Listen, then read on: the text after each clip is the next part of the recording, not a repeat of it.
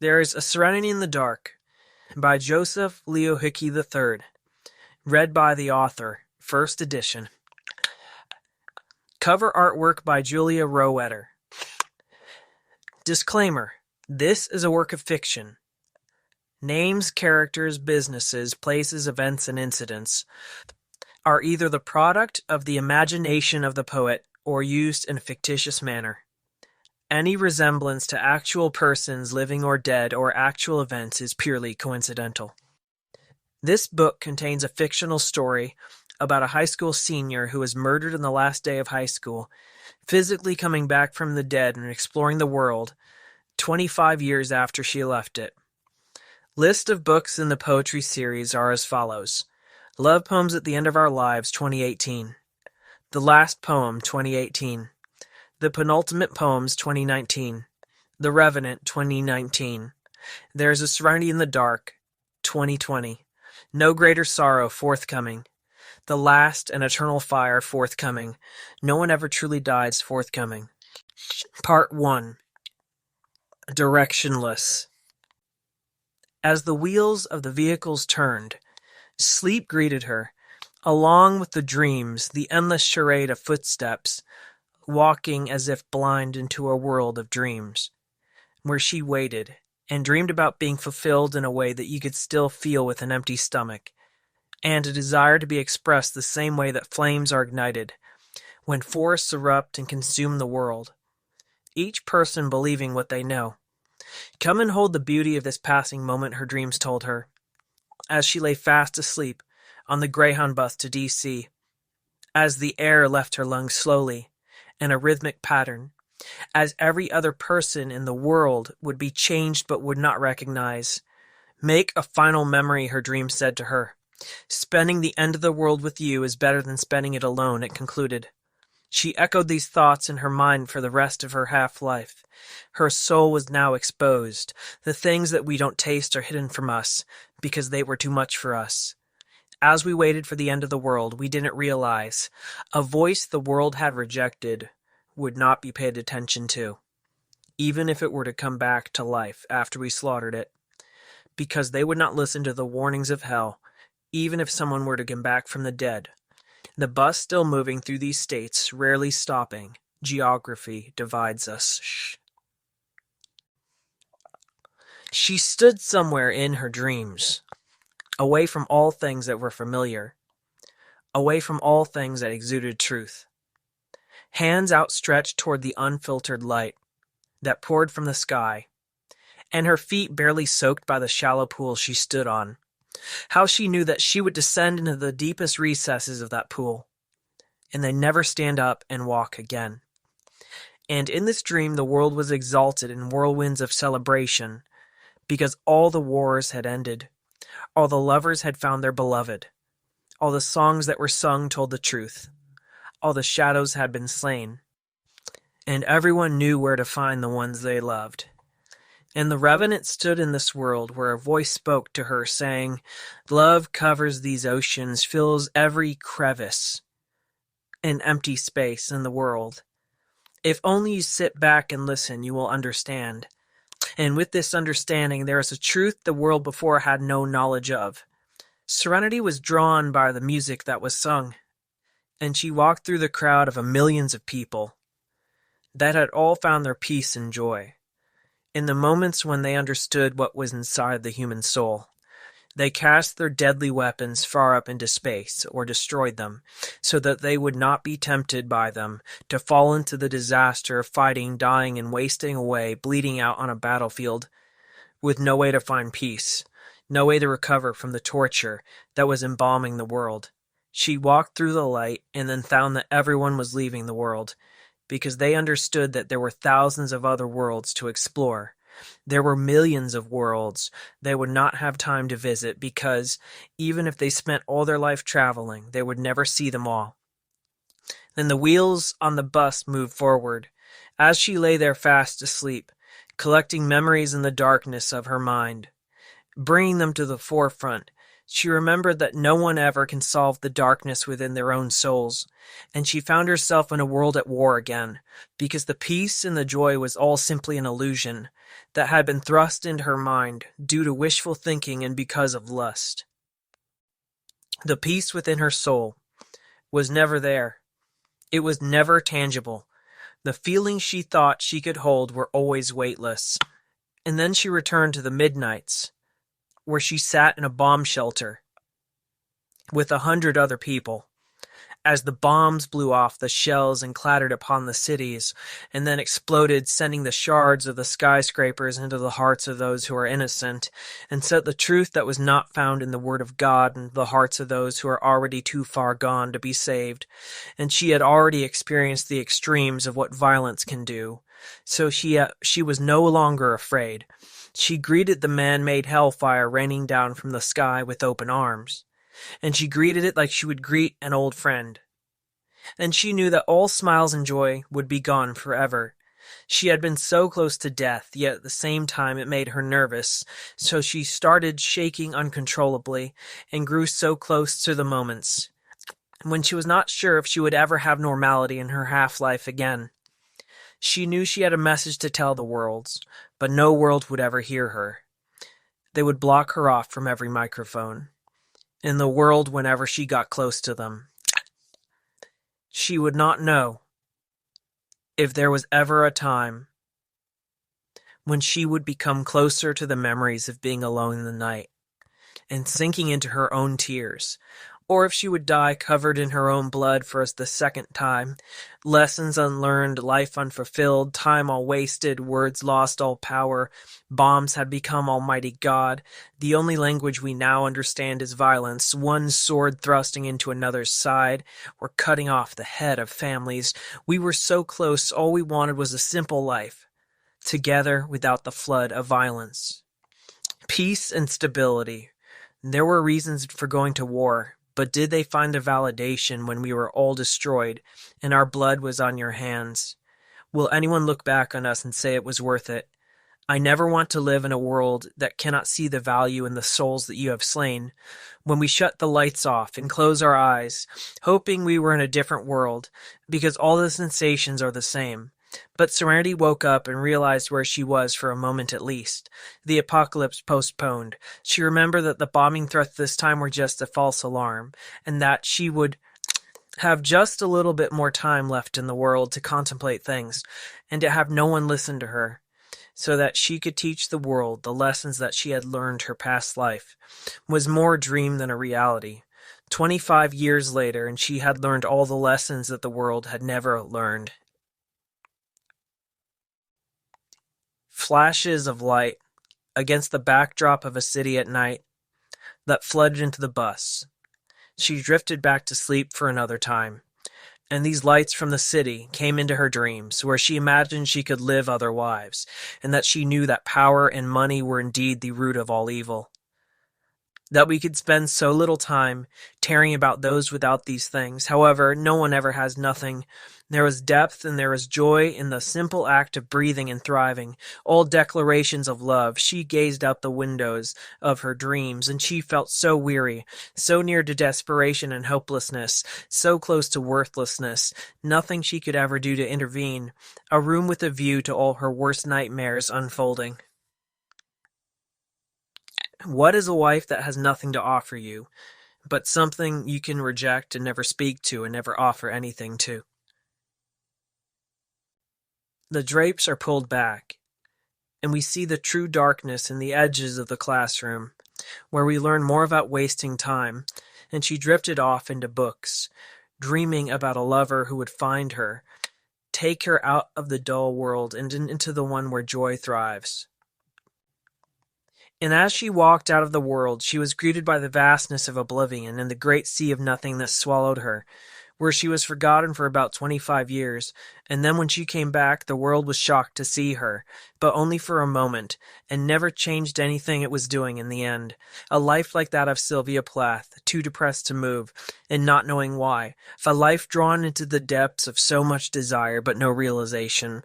A life of drowning into a frightening ocean, where you do not see her, and will never guess what she is feeling now. I put down my pen for several years and never lifted my fingers to write, because of how after the intoxicating depths I'd fallen into, I never wanted to leave the sadness that had extrapolated to every recess of my heart. And I found myself too exhausted after my war with the world to ever write against it. I would fall away from you, because your heart had become sordid. Serenity lay asleep and had more dreams in which the world was fucked up, tempted to bury yourself in the unbelievable depths of diligent despair. There is darkness hovering over the world, where my emotions are drowned.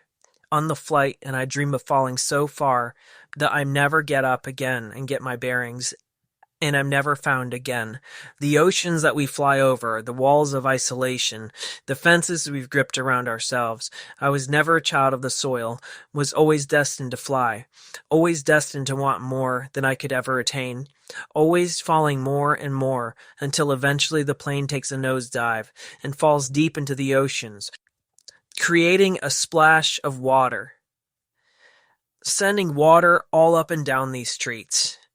As she dreamed on the bus, she confronted the monsters that dwelt inside her inner being, that crawled all up her soul.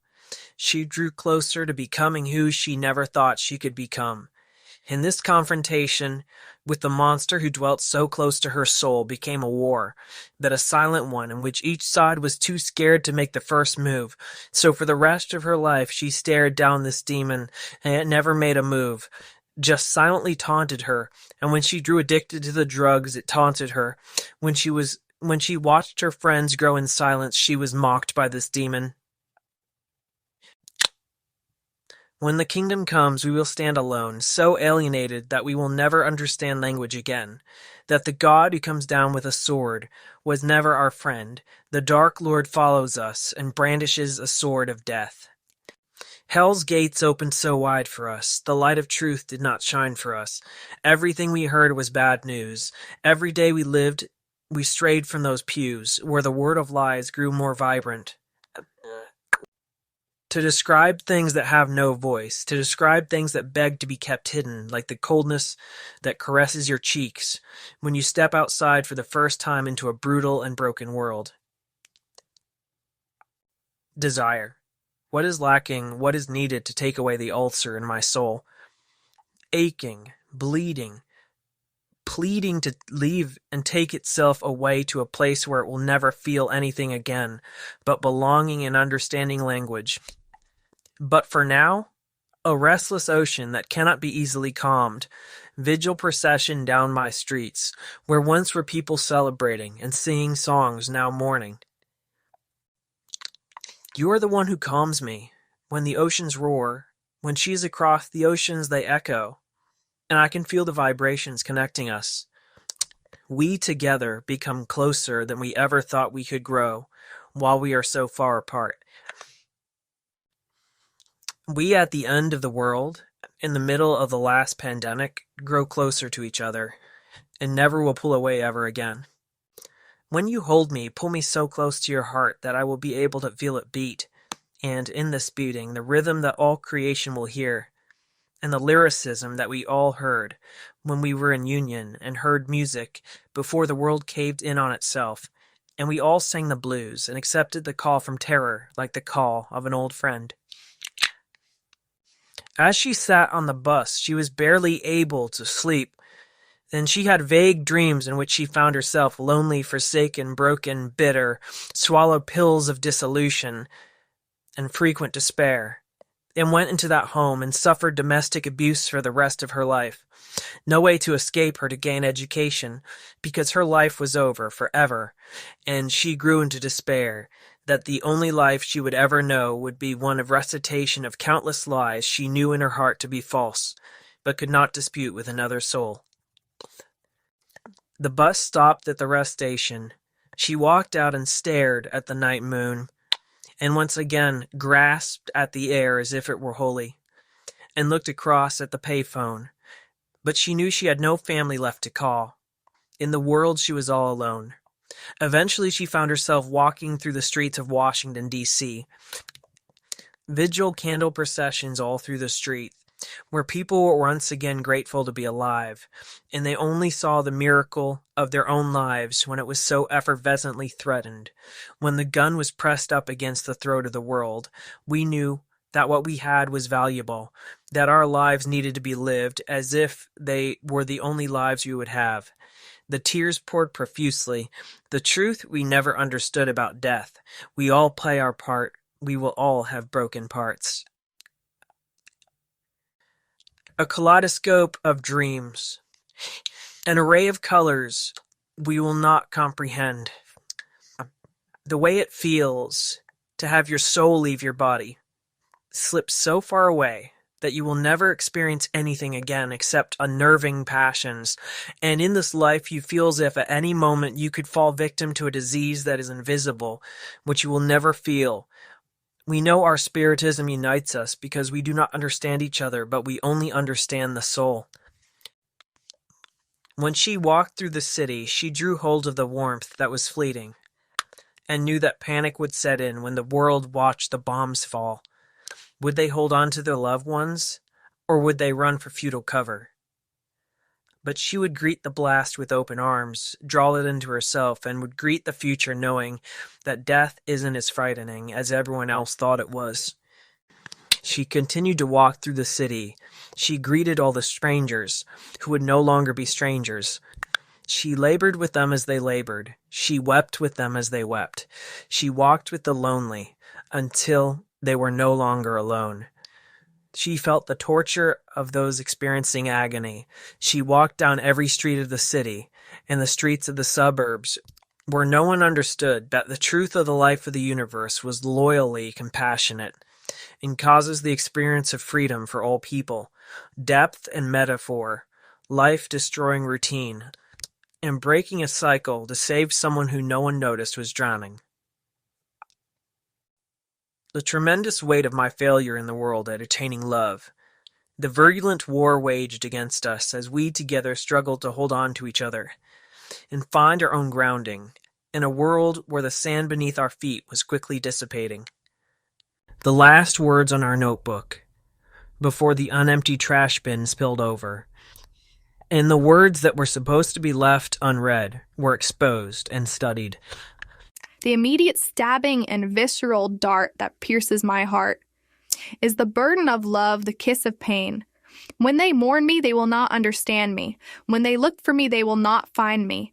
When we have a resolution in our heart that we want to take our supplications before the throne of God so that we can finally have our problems solved, but we will realize that it is us with the power to transform the world. But we are beat down. Your boot prints were all over us. We want all of the truth to come out about who is the greater poet, who felt the most viscerally, about who has lost the most, gone through the most divorces, in which I have done nothing wrong. But to be cut off from the land of the living is always to be so far away from satisfaction. She was left alone, with joy in her soul. When she tried to spread her joy with the rest of the world, she could not, because she was violently suppressed.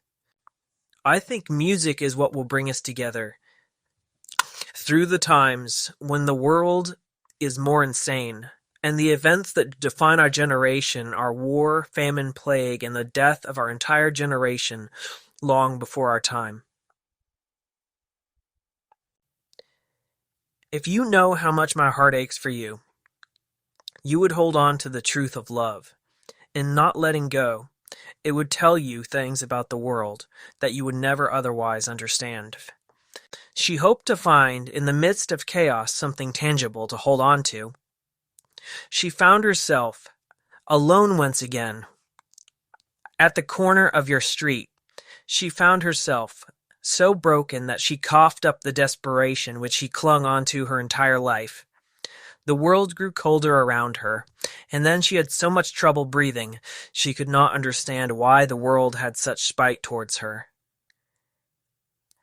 She wandered through the darkness, and breathed each breath with gratitude, love, held closely onto the melody she had within her soul, and breathed slowly, held herself so far in love that she knew the world was beautiful, and she never gave up on this beauty.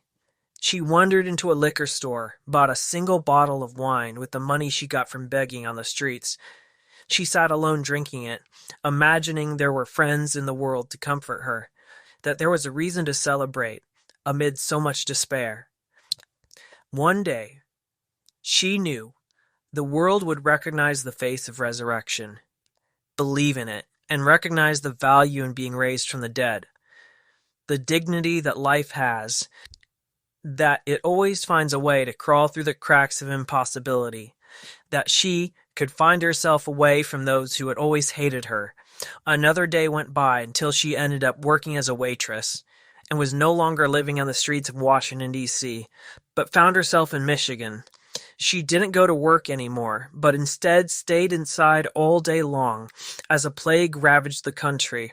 During this plague, she stayed alone in her apartment, counted the time, and waited for it to pass, dreaming about a past life where she did the same. Serenity had a nightmare in which she sank into a world in which all people attached themselves to the power they sought. When they seized it, they flagrantly abused it. Part 2. Voice. Poems from Serenity's perspective. I sat here for hours, so many false starts with my writing. Could not describe the way the world has cascaded down into its despair. Could not tell you about the longing within my heart to live in a world that is no longer broken. The words express the panic as we realize the world will never be the same again. I look at the picture of us and dream that we are once again both together. I walked down the lonely road of life and began to regret everything that had brought me up to here. But I have lost more than I can bear. Through the grief encompassing me, I knew that I would never be in love with life again. You look into my eyes and you are excited to hold me and to never leave me, to be there for the rest of my days. As the days pass, I will dream of you as you sleep beside me. The fading lights of the city as we transcend it. As the car drives through it and the days turn to night. Where there were once things we could buy, but now we do not have any money. So we traverse the city with nothing to do and nothing to become. We will not calm down because we know that our youth has already defined us. Anthemic, angry, bitter. War waged, our war won with our words that transcend this place and break through time, telling you about the value in our souls. As life thrusts itself violently through you, you are now drawn, purified, washed, passing by the mass of people, evaporating like clouds, you are dreaming. Today, I was walking through the woods and I realized that the natural world is more of an inspiration to me than anything else. What you do today will have an impact forever on the hearts of those who are innocent. The certain spell of darkness that rests over us when we run and we do not stop, putting on records and then lying down, not waking up, even after the record finished point. I am in the arms of pain, indulging in the touch. A life lived away from the comfort of home. A life lived in poverty. A day we realized that nothing we gained mattered. Expression, creation, taking nothing in, building it into something beautiful, a true creation from nothing. The only thing that is beautiful. When there is hatred, there can suddenly be peace, understanding, and resolve. We were teenagers who, even though our lives were just starting, now mine, already destroyed. The vicious and solvent nature of the debts we have accumulated, or rather were thrust upon us, in which we never agreed to. The thoughts about how every website closes its doors to the light of freedom of speech, and there is only darkness and no one can see. How during the pandemic we stay inside our own doors. We do not get up to go anywhere. And then, when the pandemic ends, we decide to never leave again. The vacuous nature of darkness, which echoes like loneliness, light nothing but the presence of sight. Blindness is the absence of sight. Blindness is simply the presence of nothing. There are no senses to detect what is around us. A light that comes and floods my heart. When pain takes my hand, walking away from the school, somewhere we can be alone, and there will be whirlwinds of passion, shaking up truth, aligning peacefully with the intellect and heart. When you think about your voice now, how it will change in the years as you continue to gain education, increase the size of your vocabulary, and how you will describe moments frozen in time, forever laminated in the poem, now on your wall, that you can see and look at forever, reminding you that those you say you will never amount to anything, or that art is fruitless, could not have been more wrong. The trajectory and velocity of our lives. The path we tread, how fast our speed is increasing. We have spent days inside praying to gods that could not hear us instead of helping others, living in the free and open world. A voice rendered useless from being punched deeply in the stomach, falling to the ground, wind knocked out of the lungs. A voice rendered meaningless, drowned out in the flood of so many voices that blend as one. A voice drowned under the water until lungs were filled with nothing but water. A voice suffocating behind closed doors that can only be opened with tens of thousands of dollars. A voice rising up from the ground and reforming the world. A voice rising above all the harmless voices and stinging the world. A voice rising out of the pool, coughing up the water and screaming in a barbaric way. Doors blown off the hinges, the voice now freely heard by everyone in the world. And when they understand this voice, they understand poetry, understand that money will become but useless, the only power becomes from the heart. Foreshadowing of the day when we will walk away from each other forever. I'll walk one way, you'll walk the other. All I can think about is our mortality. When I descend deeper into fields of bright and blue skies, I continue on my journey across the world. I strive to find a place within the world where we do not make enemies for no reason, where kindness is more common than malice, where words have more value than they initially appear to have. When you study my words in English class, and you do not read into them ill intent that is not found in my words, when I look at the bright blue sky, clouds swirling in it, I dream of better days and situations. Families coming together as one and living happily. I can imagine them at the dinner table sharing their lives. Nothing can break the bond of blood. Nothing can sway me from the dreams I have, not even a whirlwind or storm. I'm secure, steady this night. In this moment, I wake in the woods as time passes, and I have no clock. No watch or anything besides the movements of the celestial beings to tell me what time it is, the feeling of joy in lying down on the grass with books and nothing but books, leaving my phone at home, knowing that I will return to the world eventually, but for now I will stay here, read and write poems, verses for the soul, for the body, for the mind, and for this physical spiritual union. Untethered, free, tasting truth, the wind at your back and on your face. Finally, after 1,000 years of darkness, you have emerged from your prison. The feeling of the sun is now on your back, and love surrounds you. Everyone desires this. Very few admit it, and even fewer scream it. My only desire is to feel the sunlight warm my skin. My only desire is to hear him tell my name. My only desire is to be freed from this prison style to high school. My only desire is for you to wipe the tears from my eyes. When you never realize what you have done, when you can't even understand or stop for one moment to think because of how stuck you are in the routine of your own disastrous machine. The days we come home and cry all night because we cannot leave and no one at all will be listening, even if we screamed out loud, where there is nothing but harsh criticism for our words whenever they are even heard. Another flashback. This time I was handing out books of poetry in the hallway to anyone who would take them, and they ended up on the floor or in the trash, no one studying the words or learning the truth in the storm. I dreamed of escaping the vitriolic shell, which I lived in for my entire life. I go to sleep inside it and rest. And through the darkened window, the last of the sunlight fades, vanishes forever. The flowers you gave me, now wilted, burned, vanished forever. Where do we go within the world if the world is nothing but locked doors that will not open without paying more than we can afford? We weren't born cash in hand, it seems.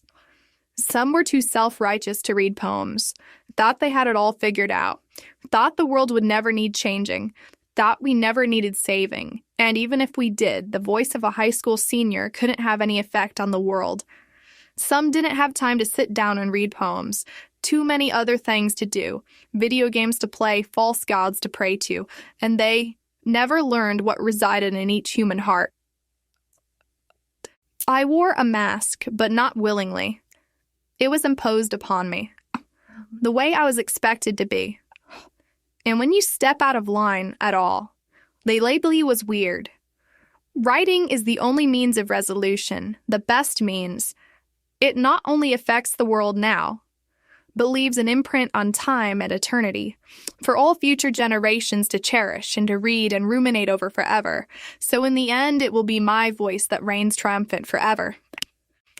I long for the keys to the car, the handful of $100 bills, the wind at my back, the life on the road, where you will hear my words, true, hopeful. The opposite of nihilistic, in fact. My words make Christianity seem nihilistic. The purpose found in my writings greater, the pains of hell translated, the joys of heaven thrown aside to make way for something better, something expressing even more joy of freedom, and we become libertines who walk the world giving our charity freely to everyone who asks for it. Heaven falls down when we dream of it, when we think of it, and feel it, and reject anything that revolts against this one truth. Because it is better to die for truth than it is to live for brazen lies. It is better to viscerally feel the world than to feel nothing at all. There is a feeling I get when I feel the exhilarating joy of falling in love with the natural world. There is a feeling I get when I realize what a joy it is to be alive. And I know my entire great future is ahead of me. I know you will hear my words describing all these things. You will feel the same joy, all the same love for all creation, all creatures great and small. The joyful moments when you slow down to feel the sunlight drifting across your face. There will never be enough poems in any language written about this feeling, even if we strove to write about the feeling between now and the end of all time. Hopeful, curious, and joyfully patient, desperate, lamenting the past, but never looking away from the joy of the future. Nostalgic feelings for past times long gone that flood the soul and bring it into its desperation. If you know how it feels to be in love, then you have found grace. If you have found grace, then you can't be separated from it, because even the memory of it is enough to recreate it. All of us feeling the same things, moving through the world, expressing the truths we cannot explain to our own hearts, except when we taste the joy of true and irrevocable charity. Giving to strangers the most valuable part of ourselves, metaphor, myths, and reality. If you can explain these three words, how they relate to each other, I will be listening for several hundred hours, and I will become a scholar knowing all things about the topic, knowing all that I need to know, and all that I have ever wanted to know. If you break my heart, I know that the breaking of hearts is part of the human experience, and it will be mended but only in time. They will recover from the wounds no matter how deeply the arrow dart has pierced the inner layer of my heart.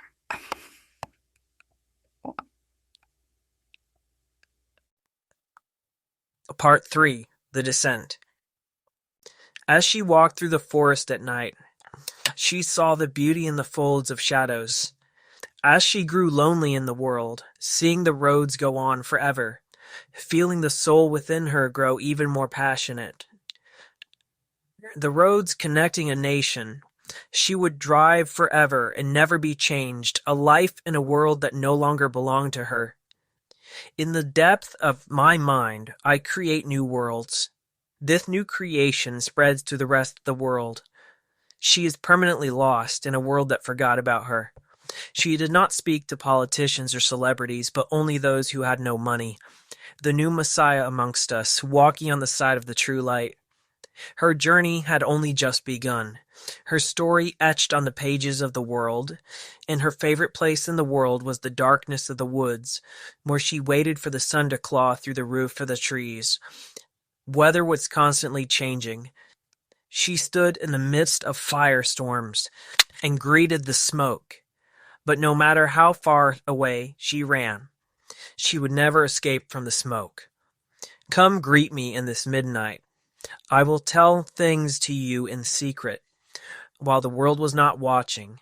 And after I told you the secret, you kissed my cheek and walked away with truth in your soul. How it feels to be currently lost, how no guide or help is ever found. Life in a world where we are shielded from the bright lights by the loving embrace of shadows. She began to call these spaces her home, grasping tree trunks as she walked, knowing that each one was reaching out for love. She imagined moving forward forever in the car. As the landscape changed around her, she knew all, but entrusted herself to none. I drink in lies and keep coming back. I stare from the back of the classrooms into the void. I never paid any attention to those who had no ears to hear what the Spirit said through poems. I was bent until I was broken.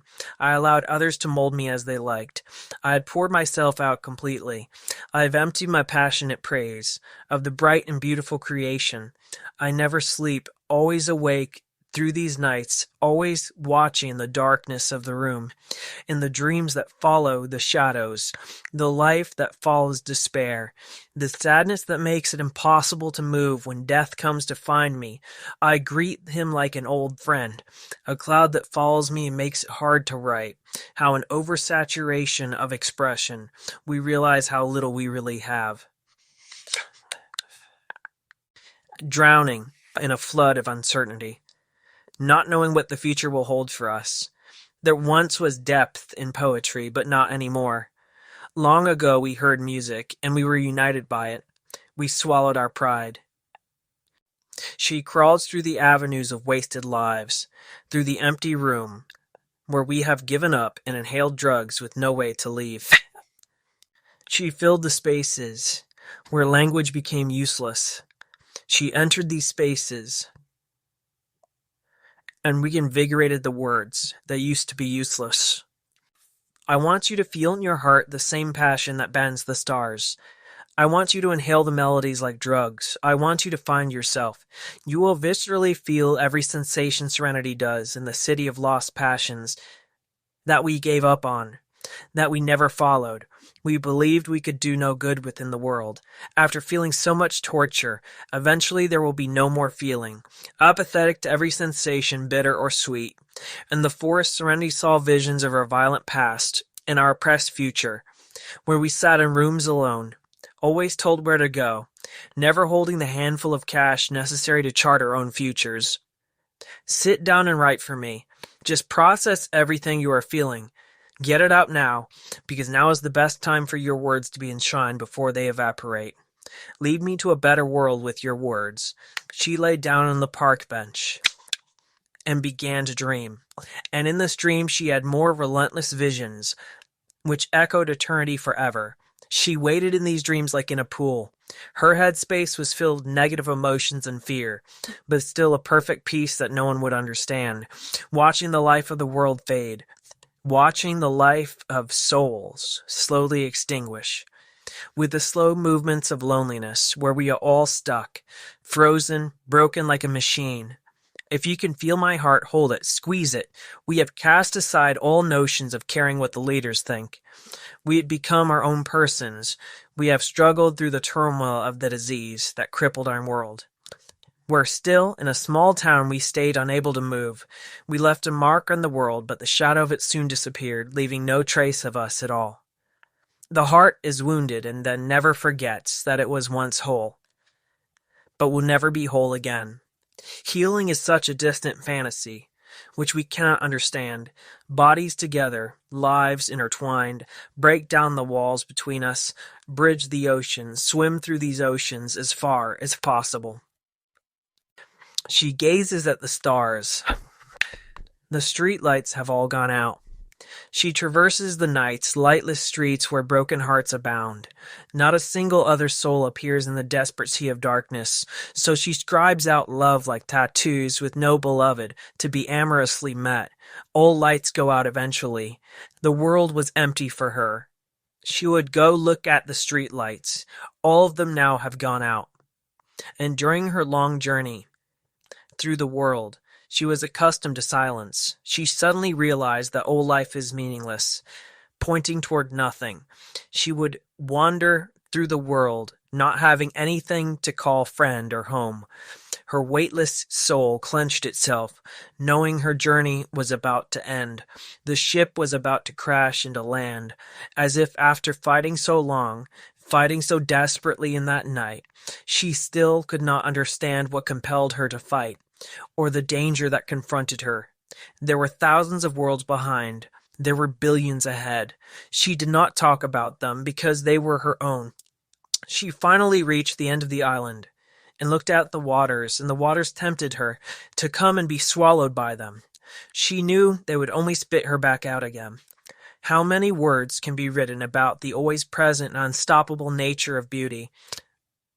In the moments where she sat by the river, gazing at the moon in the sky, and then stared at it, they almost brought back memories from her past life, but these were long gone, already forgotten. At the end, there is nothing left but the last and eternal fire. The fire of justice scorned, of goals never attained, the desire for things, the lust for things stronger than charity, breaking through pain. There will be no greater sorrow than to realize that this fire will burn forever, never find its destiny, always burn wanting, dreaming, without a mind, longing without a soul. How hard is it to believe that when your heart stops, your soul is also annihilated? Everyone really believes that no one ever truly dies. We all find ourselves forever, striving, competing in the game of life and death, in our last desperation with drink and loneliness. If I should die and you are left behind, hold on to the beauty of what we had together. You drag me far into the depths. You pull me so deep into the darkness. You guide me by the hand to a sea of shadows that flood like water. I feel these things in my brain. A flood of stars, of other universes, a call to love who you hate. The joy that follows the words, describing the passion of words on the page. Where those who once rejected you fade out of this world, never to be seen from or heard from again. Their words a short memory that this world will soon forget forever. The moon shines upon us, the light is inescapable. The wind blows against us, we ourselves are irreplaceable. Music guided us to places where we no longer stood alone.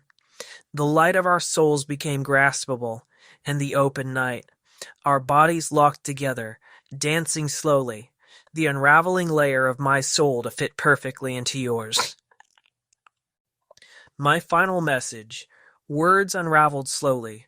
I speak slowly for fear of being misunderstood. I will never be done writing, jotting down what I see and describing it perfectly, encapsulating the spirit of everything I see. Today, after the death of my mother, I was done crying. I wanted to go anywhere away from here. A life of joy and peace, all I wanted, anywhere away from here. I echoed prayers within my soul. They didn't seem to reach anywhere. When our cancer is cured, and when we are carried away from the cancer one last time, when our dreams flood our world, when our dreams are banished from this world, I know I will always love her. Suffering we will never stop. Life we will never have again. Desperation that claws through hopelessness. I was thrust into a dream where there was nothing left but war, nothing but the worst turmoil, but we had love. It everything we needed. We held on to it and never let it go. On the boulevard of lost worlds, walking forever, Lovers walking here, never finding home, always dreaming in the chaos, always running through the darkness. I felt a funeral in my brain. Somewhere there I too watched. As the coffin was carried away, those who mourned only could stand and watch. They did not know where to go, lonely, forsaken now, homeless and abandoned. I felt what was lacking in my soul. As we stood and watched, they took what was lost far away from here. We welcomed the future without you. We greeted it in the cold. We found old age long before our time. We left the world believing that the next one would be better. We chased our dreams knowing we should only feign happiness. A young soul destroyed, violence throughout the world, and bombs come crashing down on homes we built together. This young child will never see his parents again. We drink together and dance across the world. In Paris we stood on the Eiffel Tower. We talked about when we first fell in love. In New York, we walked those streets and contemplated the lives of the homeless together. In New Orleans, we walked Bourbon Street hand in hand and realized that what we had together had destroyed our poverty.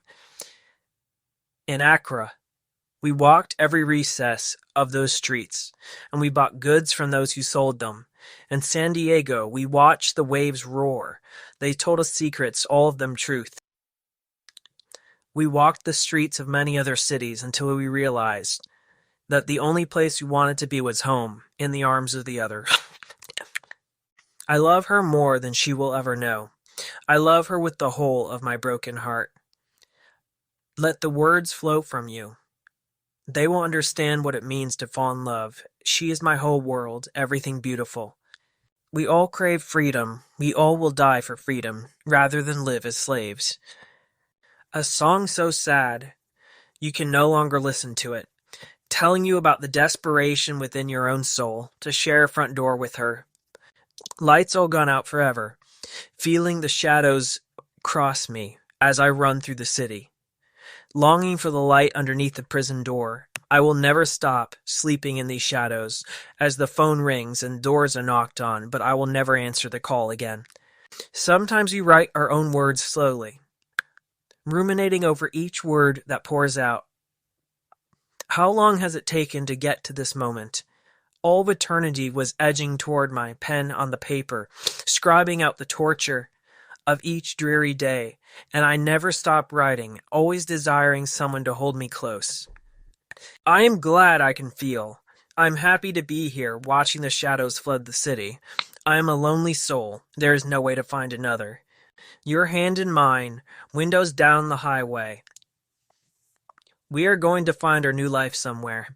No matter how hard life gets, I want to always remember this moment when we are happy together. Never going to give up on the life we are building.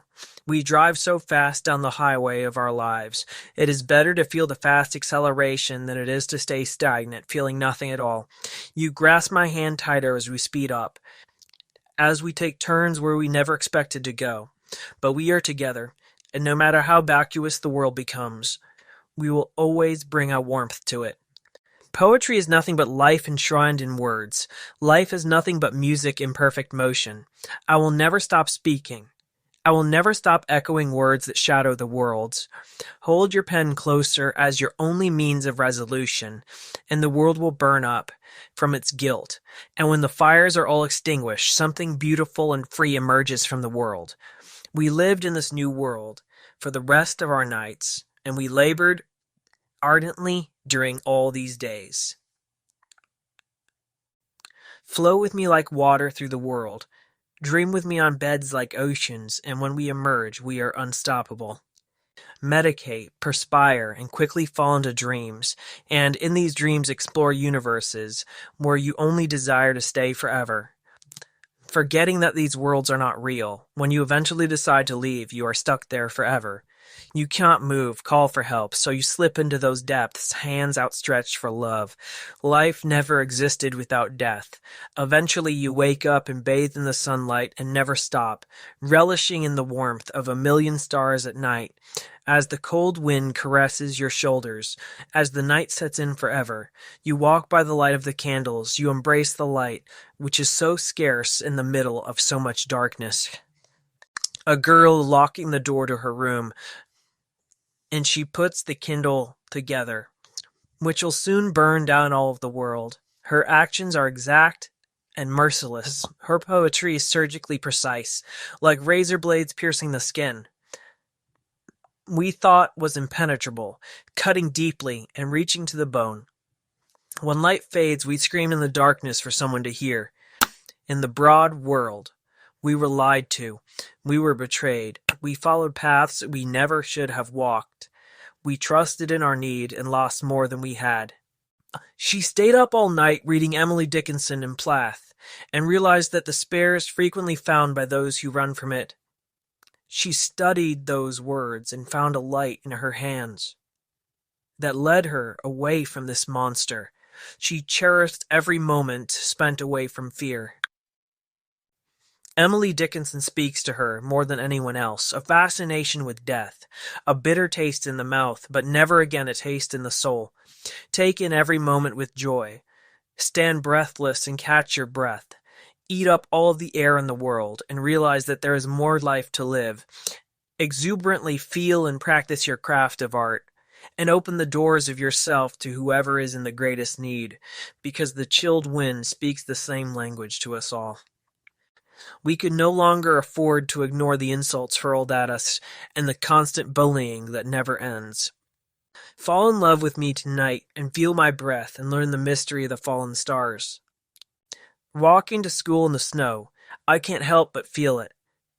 The call to move, the uprising in my own heart to get someone to hear me, like we float through distant stars with no hope of finding Earth again, almost like my life, when you fall through time, desperate to go anywhere away from here, to feel anything viscerally, to embrace the wisdom of poets, that love is found in places you will never look for it. And again I walk through the streets of a lonely city. I see no life here at all. You weren't looking for beauty here, so you found nothing. If we could find a portal to another world, I would be the first one to dive in, because in that world, she wouldn't be oceans away.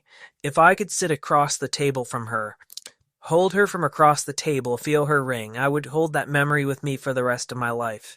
If I could call the revolution, I would be marching alone through these streets, the only protester in a chained world that will never be free. I will always be alone. I cannot leave here. There is nowhere left to run.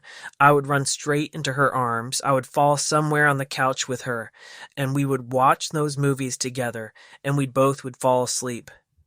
The world is vast and gorgeous, like little resurrections every single day. Little moments we stand in places with the realization that we are alive. A part of me is missing. Whatever can go wrong goes wrong. COVID-19 has destroyed all of our plans. We stare into our future, uncertain as it seems. We dream of our family together. I stare into your eyes from across the world, so far from your embrace. I read thousands of books until I have heard every story of a love lost across the oceans, of dreams cast into doubt, of a love we want to feel viscerally, fading each day. But I will love her forever.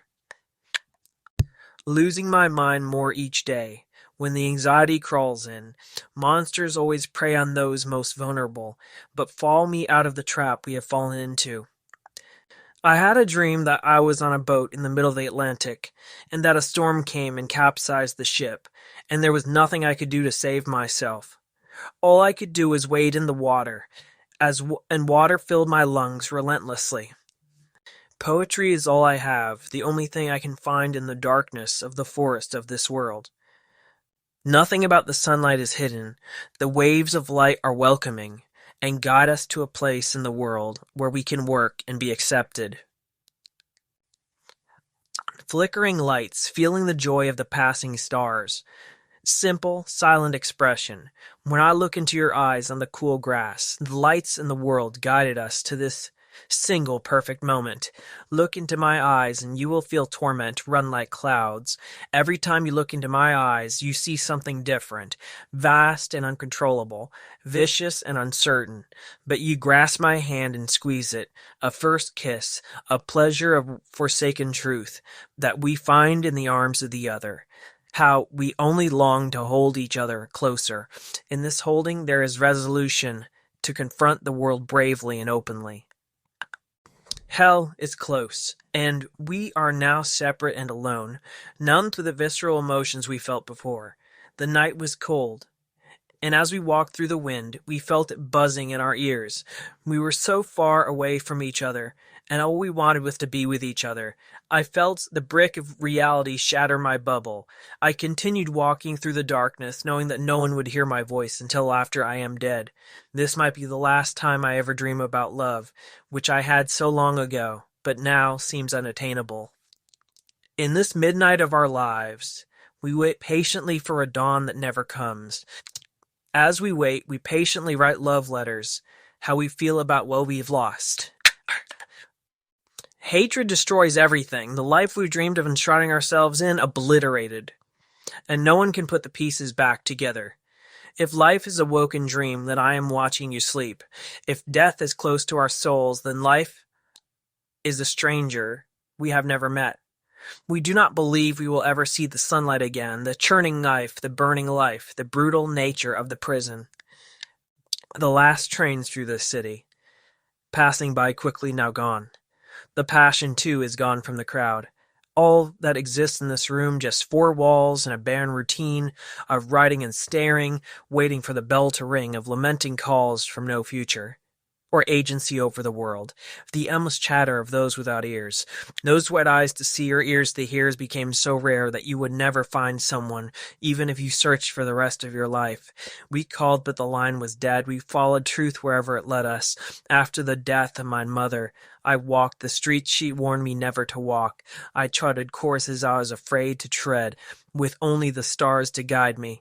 When the sun set, I lay asleep on the ship, and stars guided me in my dreams, and I sank into the ocean and the sky. I was on my journey through the ocean on my way back to you. I felt lost in my mind, heart, and soul. The waves carried me, and I am powerless to fight it or to control where I am drifting off to at night. I could do nothing else but dream, beg the shadows to guide me.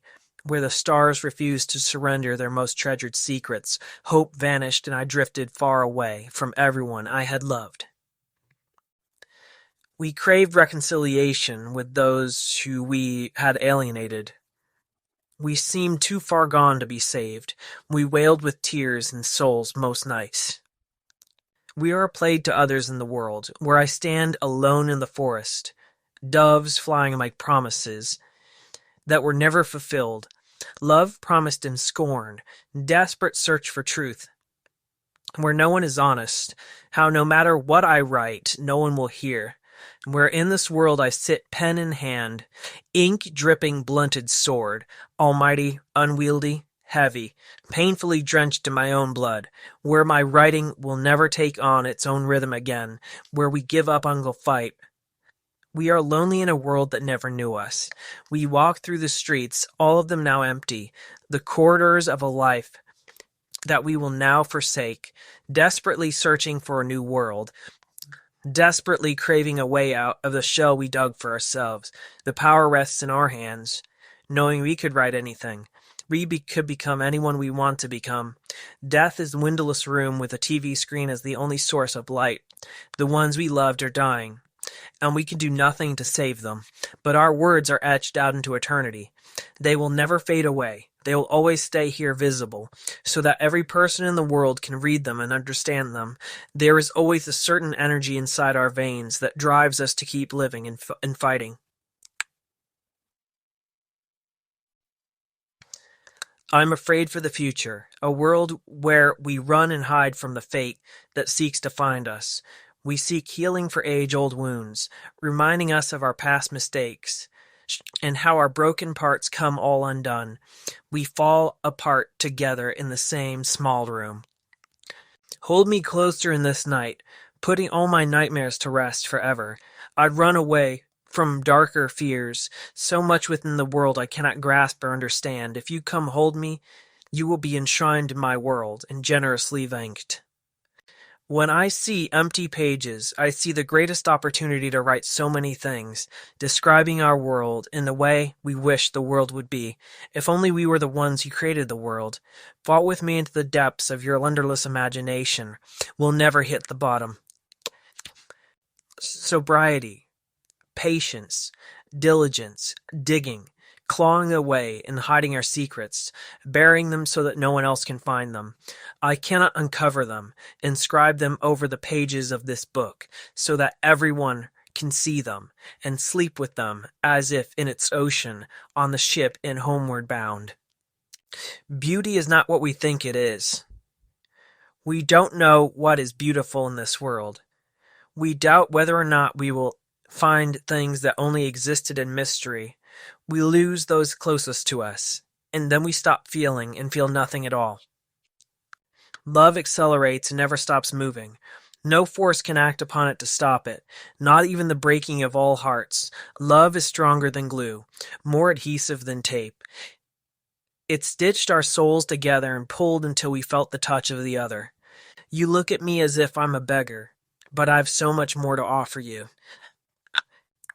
Cities that were once so familiar, now such impossible memories to stitch back together.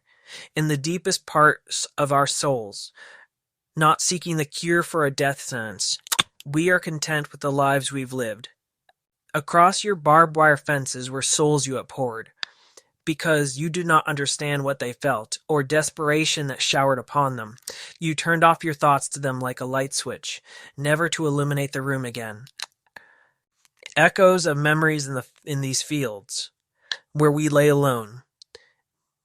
You're long gone. I still linger here, and no matter how loudly I scream, you would never hear on this side of eternity. The true face of resurrection is not what you would expect. Your eyes are open to me, but they are completely unable to see me. In my room, thriving amidst the tears, knowing I could travel anywhere in the world, when I close my eyes, forget and dream, unravel the broken pieces of my soul, I find you in words you left behind in my notebook. How much we long that the drops of rain trailing down my skin were actually the tears of God, showing us how much he felt within a world that has forgotten about him. Because he chose to neglect us like children now left to their own devices and without a home. We will wander these streets forever, seeking a better father. I walked the path away from familiarity. I burned compasses into my skin, so I would never be lost. I traversed the world alone with no light to guide me but dreams. I savored the moments of loneliness because I know your songs were not my songs. Your voice was not my voice. Your heart was not my heart. I grasped out for the world, just to feel something viscerally, instead of feeling dreams. I held so closely to familiarity, and when it was ripped from me, I could no longer stand. I was sinking into the chasms where I could no longer feel the light. I waited in the shadows for several years and wanted to feel the light again, more than anything else. I could feel the thorns of the flowers, but I could not see them. I could feel the rocks shuffling beneath my feet as I walked, but was convinced that each step was only taking me in circles. I saw visions of wicked politicians who blamed us for our problems instead of their own wicked policies. I became bored of watching the television, so I traversed the world myself to see if it was as bad as everyone else had imagined it would be. Time is inconsequential. All seasons pass without telling us anything. Save me from myself as I fall down into sadness. Save me from the plague ravaging across the land. Save me from the deadness of my own heart, which you would never understand, even if you did nothing but read and mull over my poems for 10,000 years. There are places I remember where we were unconditionally affectionate, where you took my hand. as we walked the lonely streets where silence echoed louder than my voice. As we rushed away from the other, we become erratic, irrational, gloriously powerless in our own thoughts, in which we bury ourselves for old time. How we never know whether we are being lied to. We sit patiently, we burn like photographs, we have threaded like needles. The wounds we carry are all torn open. I have made mistakes and coasted through my life half asleep. I am more than prophet. I am more than your idle lord. I do not sit absently waiting. I am invigorated, always in motion, one eternal movement, reaching out to love. The energy of melody is my name, the peace that comes to your understanding and waiting patiently for the end of all time. I am a spiritual truth you will never comprehend. In my brain, search it, and you find a light that you never knew would shine, a broken shackle that fell off your own body. A constant reminder that all of us will die, movements through song and the world of exploring every part of it, but never finding what you desired more than anything. Come sit with me and write, and you will indeed be my muse. Don't say a word. All I need is to see the torment in your face, the lamentation, the tears that will come from your eyes. As life goes on and we carry forward in our quiet lives, where we know we will never be able to escape from shadows, cascading around us, calling forth more evil thoughts, daring to spit out venom into our dreams. The shadows caress our nightmares and nurture them, so that they grow and threaten our sanity. All she feels is the kiss of pain, the lament of our final destination slowly approaching. True rational fear, guiding us toward an unpredictable future, where death is the one and only certain event. The final moments in our lives were all spent lamenting mistakes we had fallen into in our past. Her life was spent in shadows of powerful emotions that overflow the oceans and cover every avenue and empty space in the world. Praise the Lord, we found salvation, words never said with certitude, always warnings of fire from the skies, always slenderous lies. After her death, she gazed up at the sky, last few gaping breaths. She thanked the air that she could breathe it. She was thankful for her life, although cut short, that she could live at all. Intimacy is all we crave. To touch the clouds, touch the stars, and mingle with them. Every sensation we feel, bitter or sweet, is drenched in the same taste, a taste of life and vigorous breath. Hold me close as I fall asleep for the last time, and only God knows if I will once again arise. Kiss me deeper, the last time you kiss me.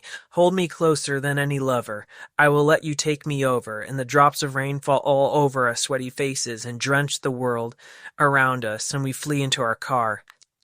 I will hold you in the sadness of the night that passes slowly. I will hold you as a light in my hands that guides me through poverty. When I have no more breath, love will breathe for me. When I have no more words to speak after the panic attack, and my heart feels that like it will break, love will speak for me instead. Families are broken so easily. Life destroyed, love overturned, happiness overruled. You understood me without the need for words. You healed me when I didn't notice I was dying. When the world falls apart, only charity will mend it back together. The voice of God is heard quietly in the woods at night when no other voice is heard. Less than a whisper, more than a myth and a metaphor, but somewhere in between. I mourn when I think about being away from you. I'd bring all things together in perfect balance. With the words I write on this page, with the wrath that unfolds and I recreate you and the anger disappears. All I need to free us from the slavery inflicted on us are powerful words that made Billy write them. All I have is the air I breathe and my own voice, taking the air and releasing the rhythm that you will hear, understand, and inhale yourself, and exhale to others, spread across the world until all of us are free. Part 4. Eternity. Eternal tears would shed light on ethereal things that fell down her face. The only reason we will stop what we are doing is for love. Otherwise, the cogs on the machine turn mercilessly forever, and those waiting in the lobbies of the airports of forever will never reach their beloved. Flight eternally delayed. Life forever put on hold. Who can unscrew the locks? Who can release us from the prison? We have found ourselves locked inside. We find our salvation, our own perspiration, before the life in our bones expires, and we stand crippled, alone. Something miraculous happened to the world, as Serenity, now living out her life on the streets of cities, looked up at the sky. The lights no longer gave her the same feeling or connection to the mysterious, the unknown, or the divine that she had always felt before. The wind no longer spoke to her, and breathed in every breath, still with gratitude but with unquenchable torment, regrets and esoteric charities. Poetry was slain in this world. Poetry no longer existed. It was destroyed, or rather annihiled. Language itself became dull. From now on, it no longer carried with it any magic of feeling, expression, or gifts. She sought reconciliation with poetry, but it never came back to her. It was now strange and completely, thoroughly rejected her. The last sacrament now gone forever. The mesmerizing gift of falling. The places we now find ourselves whole, united, imperfectly and unbreakably. The despair that frequents us on the days when we would rather not deal with it. The sea of stars we sink into and drown in like water. When our planet's dust is scattered to the ends of the universe, but no one is around to witness it. Racing hearts trying to beat the other to a place of satisfaction. A dreamless place. Can you help her find it? The feeling of revenge that taunts her. Tells her what she has now lost and will never be found. She ruminated about all these things, then found that she herself had become the poem. Her actions were all poetry, all rhyming with the empty space in the universe, because her heart was filled with light, while everything else was completely shut off, completely dark. She looked at herself in the mirror in the hotel room. She gazed into her own eyes, and she saw in them more torture than she could ever reason with. She saw in those eyes a longing for peace, as powerful as the torture in her life, traveled so far, beyond the distance only people would write about, and only the adherents of mystical religions would dare believe in. How could she be a poet without wrapping her soul around another's? She would write about everything except for what she saw in her own eyes. She would never understand what's in her eyes. When she looked there, she had a vision. When she saw herself in the reflection of her own eyes, and that a single tear fell down her cheek. Lamenting the lack of power she had to go back to the state she was in before. For the first time in her half-life, she regretted not being able to go back to the life she had before, where she could live a normal life as a teenager. So many things she would be concerned about then that she did not want to be concerned about now. However, it was like the last part of childhood was ripped from her prematurely, and was thrust into a world abandoned by everyone she knew. She had fallen headfirst into a dark world, where no one would understand her, where no one would see her. There would be no one to tell her bright and beautiful story to, which was worth understanding and worth creating a religion about, the scorned Messiah in a world made for her. So she opened up her notebook again, and began to try to write poetry, or at least jagged lines that would be understood as jumping everywhere, but really they came together in prose. The true poet feels everything, is felt by the world as generously as they feel the world. That is the true mark of poetry, and walks paths others are only afraid to walk, would never walk on their own accord.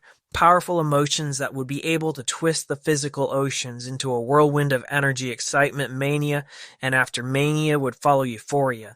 Sleepless nights where, having no one else, she would implore the winds to hear a sound of the words she was speaking, but the winds became silent, giving no indication or recognition that they heard a single word she said. So she put the notebook down and lay down on her bed. Her dreams followed her into the world. She dived headfirst into them. She saw pain as he was before the first time she died. She wanted to hold his hand one more time and look into his eyes the way he was before 25 years had changed everything. Write stories that reference him symbolically and show them to everyone, but only he would understand. What if penance could be granted just one more time? What if this time, instead of reappearing in the world 25 years later, she could return to the same place she was before? It would not happen. Like a nightmare, the only way to escape is to wake up, except there was nothing to wake up from. That is the vulgarity of life. that there is no escape from the mess we find ourselves in. But still, why does the soul reach out for these things? As if it had been taken out of its own world and thrust into a different one. The truth is, if something was made for someone, it longs for it, at least in some sense. But the brutality of this passing time, the hammer laying down on us, telling us we never attain our goals. She didn't desire anything except for what people simply have. What people have in a simple life, the connection people desire to wake up next to someone, to always know that they will be there, or even to have knowledge that you were once loved in this world, in the past, and then realize that times were good in the past, or even the knowledge that friends or family care about you. And here she was with no family. But she did not despair. She let herself be taken over by the flood of words flowing from her. When she sat on the bed, started to write more, after she had picked up the notebook again, and just wrote, as if nothing would stop those words from flowing, as if the world itself would witness these words. They would be compelled by them to change, as if we could see photographs of the past and realize that nothing will direct us into a future where we do not see the past. She knew that music invites everyone to unite with those who they would never be connected to. She knew that when she asked something from the music she would receive, because it is better to dream than it is to live in despair in a fallen world, but instead to build one of your own, to start from scratch, and to reject the things that aren't beautiful, so that from then on, future generations can enjoy them. So that this love will flood everything as nations grew together in an intercommunion that is extraordinary, but love no longer thrived. She knew that people sitting with their guitars alone created glorious music, even if no one heard it. The answer to the age-old question, what happens when you are the only one in a deserted area and scream at the top of your lungs? Does anyone hear? The answer is, you are heard. Your voice is adamant. Your voice is lively. Your voice will shake the foundations of the world. The point is that the spark inside you moved, and that the spark lights a fire that burns anything that needs to burn, and rebuilds everything that needs to be rebuilt in the world. And when the world burns, rebuilds itself, gifts will be received, gifts will be given, and everything in the world will be received with thanksgiving. Everything freely given, because the people know that to exuberantly love is better than to receive anything at all. Everyone will offer everything they have to everyone. She thought this and longed for this world. Then she fell back asleep, and then again wrote in her notepad about the dream she had. When she woke up the next morning, she stayed in that hotel room for 6 days and would spend all day there writing about her experiences, everything she had felt during the time after she had been resurrected and before, so that everyone in the world would know her story, a voice no longer scorned, louder, more barbaric than before, more present, and even more vicious. Vicious, not spiteful, but unfathomable. Persistence by nature, that tears through every part of the world, finds it where it is and recreates it. So she got up in the morning, went downstairs to have breakfast, but was only hungry for an apple. She felt as if she did before she died, manic, depressed. But now these were heightened. Then she could not just feel for herself, but for everyone.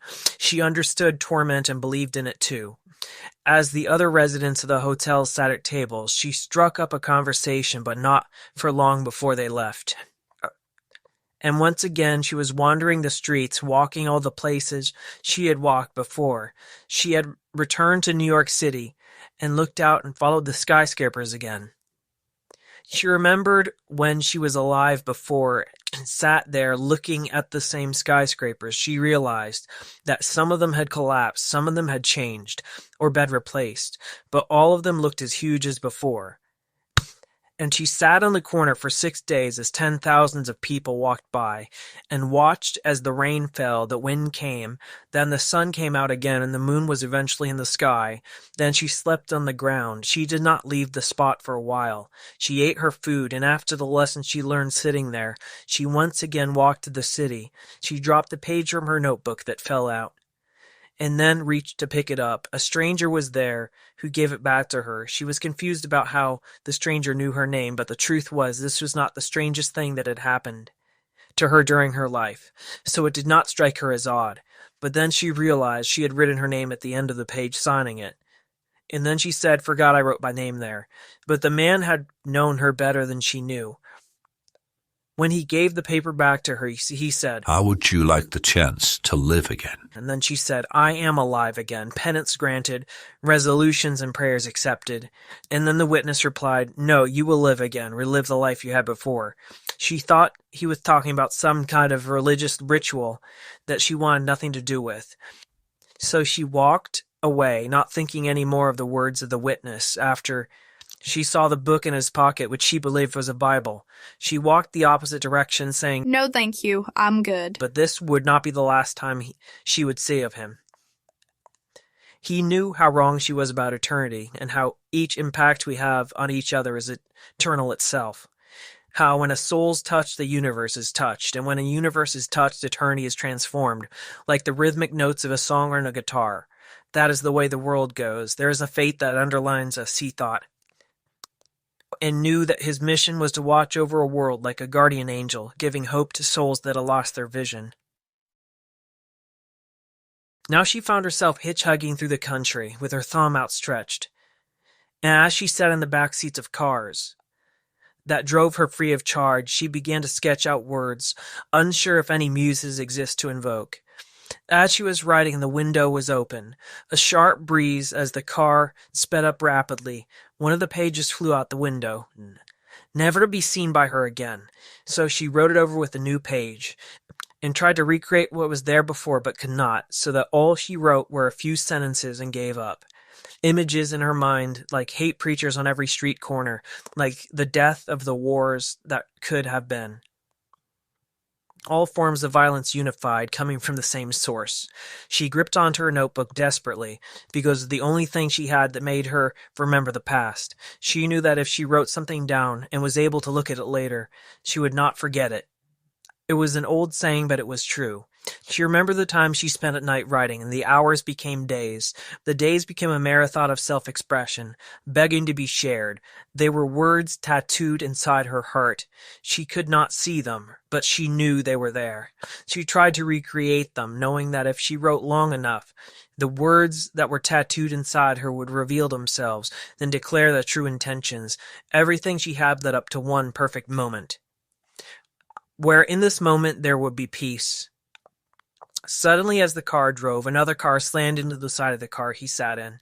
Her body was wrenched for a moment, and she thought her neck almost snapped. But when she came to herself a moment later, she realized that the driver was dead. She waited for a moment for the ambulance to come. They removed her from the car. She stayed in a hospital for a few days, but she was not seriously injured, but they wanted to make sure she was okay. She was there in a hospital gown, eating dinner in a hospital bed. She felt as if she was talking to the ghosts that followed her, as if there was a presence there, as if they would understand her, as if only in dying we become very compassionate, sympathetic, and empathetic. There was a familiar presence there. It wavered and stayed with her. Then it was night in the hospital, and she walked through it, remembering the time she was in a mental ward where people did not believe she had risen from the dead. She had a flashback in her mind, and during this flashback she remembered being kicked by the doctors as they tried to force medication down her throat, and she wailed in agony as she was on the floor being kicked. She did not try to reason with them anymore because she knew they were wicked. The path they had chosen decided that all that existed was reality, that all was meaningless. That if no one saw they were abusing her, no one would care. At night in the mental ward, she would wait for the sunlight to come, but would dream about traveling to other parts of the ward, talking to the people there and understanding their problems, bearing them herself. But she could not bear to think of that. It terrified her. She returned to reality, where she was in the current hospital after the car crash. She woke up and found herself staring at the same sunlight again, which pierced through the hospital window. It warmed her face. She was discharged from it the next day. She walked the rural roads, seeing farms everywhere, mountains in her periphery, with her backpack on her shoulders containing all the food she needed, 300 USD in cash. That was all she had. She continued walking. As she walked, night set in. As she came to a rural home and saw it burning down, for a moment she thought of just walking past it, but realized that someone inside could be suffering. She approached it to see what was happening. As the fire trucks pulled up, sirens wailing, she stood next to the fire trucks. Then someone came up and stood next to her. Looking up at the flames, the man said, Hope no one's seriously hurt, don't you? Course. said Serenity. You're not from here, are you? No, I'm not. She replied. Then a moment later she realized who she was talking to. It was the man who approached her with the Bible in his jacket. Who are you? She asked. I am a witness. The man replied. I recognize you. From before. You had a Bible in your pocket. You talked to me about religion. This? The man said, producing the old book from his pocket. These are words of the greatest poets of our time. The man opened it, and Serenity recognized it as pages from Leaves of Grass, and not only that, but also works of John Keats, Henry Wadsworth Longfellow, Tower Knott Gregson, lyrics to rock bands Serenity recognized. It is you, she exclaimed. How did you get here? The man replied with the same confidence as before. Life is a great poem, and we can write the words ourselves. Would you like to rewrite your past, change what has happened? And Serenity was shocked and said, I would do anything to change it. The man asked her to sign her name beside a long list of all the poets who had read it in their words in the book. When she signed, everything about the world changed. The world rather changed slowly, and then in an instant. She was in the classroom again, seeing all the students around her from the back of the room, the same clothes as before, hair aesthetic, the same feelings as before flooded her mind, just as clear and vicious as before. She reached in her pocket to check her phone and realized it was the last day of high school, then heard gunshots at the corner of the school, and the students rushed out of the room, sprinting to the exit. As the students fled the classroom, she stood in the hallways, chaos all around her. Her mind fled with thoughts of unbelief, but she knew she had to decide. If Serenity decides to run and find pain and save both their lives, read No Greater Sorrow. If she instead decides to stop the shooter at all costs, saving as many lives as possible, certainly resulting in her own death again, read The Last and Eternal Fire.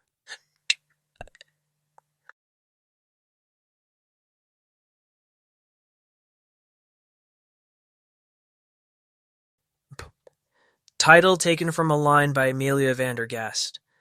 Joseph Leo Hickey lives in Virginia. He is the author of 11 other poetry books, including Baptism of Apathy, Unity, Love Poems at the End of Our Lives, Leafy, The Last Poem, Purity Redeemed, The Penultimate Poems, Harmony, The Revenant, I Know Nothing But Miracles, and True Dot of the Soil. He is currently 28 years old. He is the founder of Melodium House. His upcoming books are Baptism of Apathy, Volumes 2 through 14, No Greater Sorrow, The Last and Eternal Fire, and American-Born Psalms of the Silent Nation. His YouTube channel is All the Stars Are Dead. His email is joseph@melodiumhouse.com. This presentation was read by the author. Thank you for listening.